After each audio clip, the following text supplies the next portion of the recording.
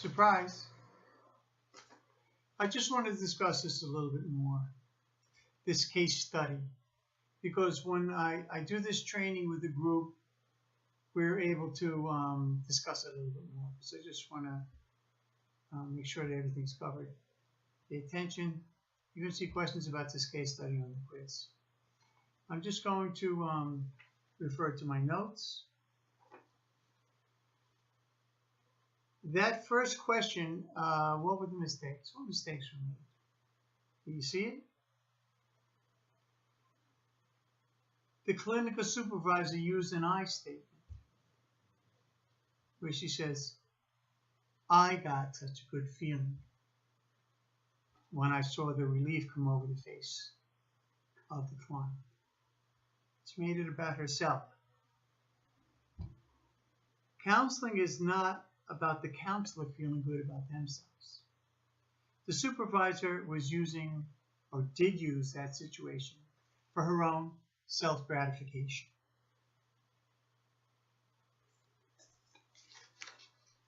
The second question, what opportunities were completely overlooked? Anything there?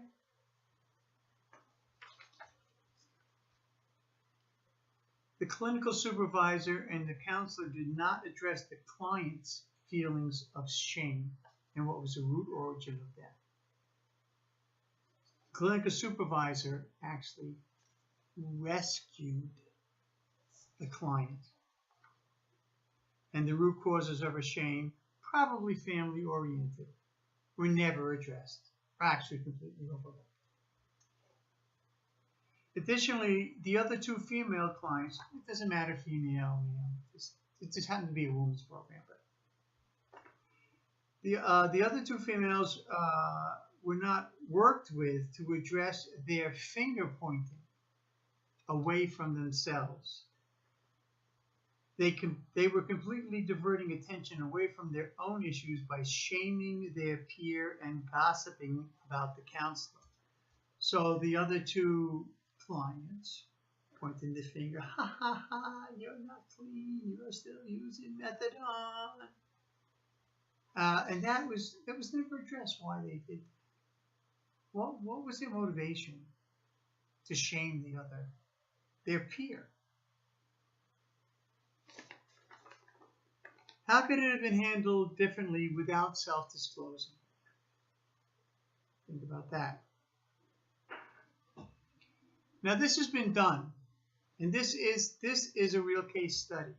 A clinical supervisor, as part of my research into this training, actually did say that to me. But this next part that I'm telling you, my clinical team, and my former clinical supervisors and the people that I've worked with would have handled it the same way. And we have done many times. The counselor could have addressed the original client's issues of why she was feeling the shame, which we said. What was that shame? What was her feelings of shame about? The clinical supervisor could have worked with the other two female clients to resolve their deflection and help them focus their attention back on their own recovery. We would have definitely have done. We definitely would have got the other two clients in and addressed their shaming and their finger pointing and their deflection. And what was their motivation behind that? It's usually something about themselves. The supervisor and counselor could have got together with the three clients, and this we have definitely done.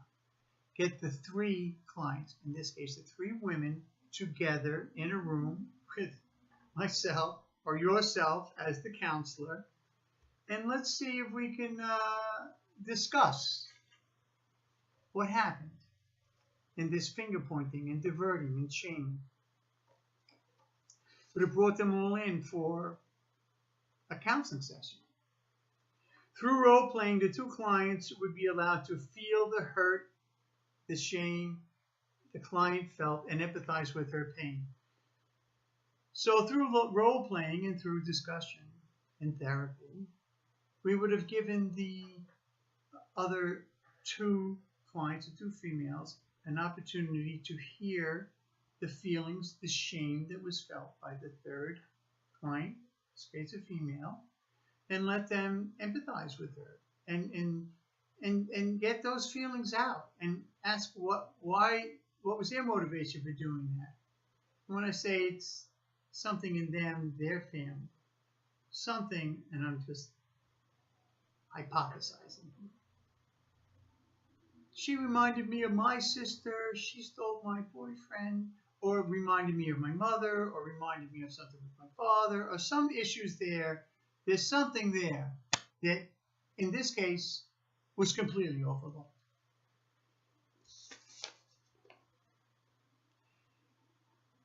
The three clients would gain a whole new perspective on their behavior and their relationship with each other. Now, this we have definitely done, where we get the clients together. If there's anything going on, I don't like him, he doesn't like me, we get them together and let's discuss what their feelings were behind that. Actually, I've done it with two counselors who didn't get along and didn't like each other.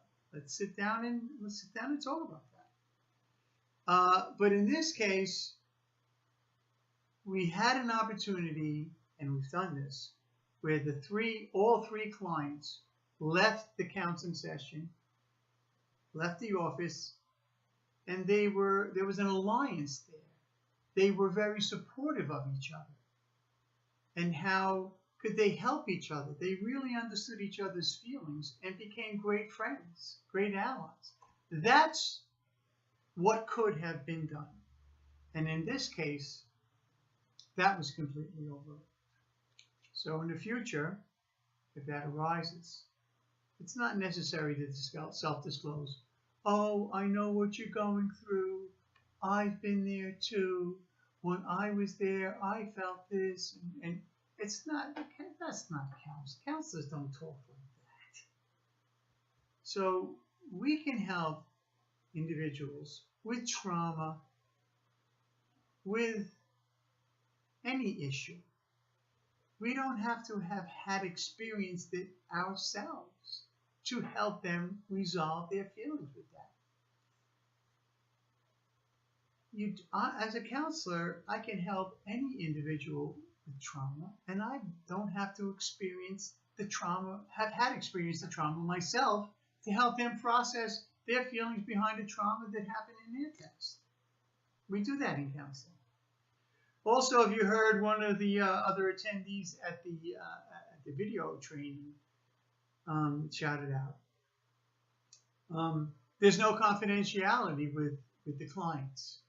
And actually, that gentleman is someone I know very well. He's actually a clinical supervisor now. He's actually a program director of a program.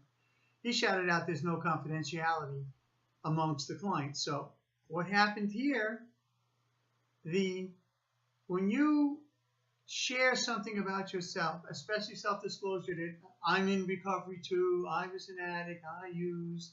When you share that with a client, within an hour, every other client in the program is going to know that. They're going to share. They're going to got that. That's what's going to tell that one, and they're going to tell this one, and everybody's going to know.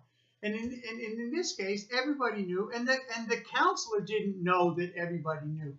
So that next morning in the group therapy session, the counselor's there sitting down, and the clients are kind of, smiling and giggling to themselves because they knew that she was had been on methadone and was in recovery. And that's really where the damage is done, and it affects your ability to be an effective counselor and effectively treat people. That if you share something personal about yourself with one client, within an hour or two, every client in the program is going to know that information, and you're not going to know that they know, and it's going to affect your ability to be a good counselor for them. So just remember that there is no confidentiality amongst the clients. So I hope this little discussion was helpful, and this is the discussion we have when I do the training in person. And of course, if you have any questions, you can get in touch with me through the website, through the email, as part of this training program, and I'll be happy to answer any questions that come up. Okay, so let's move on with the presentation.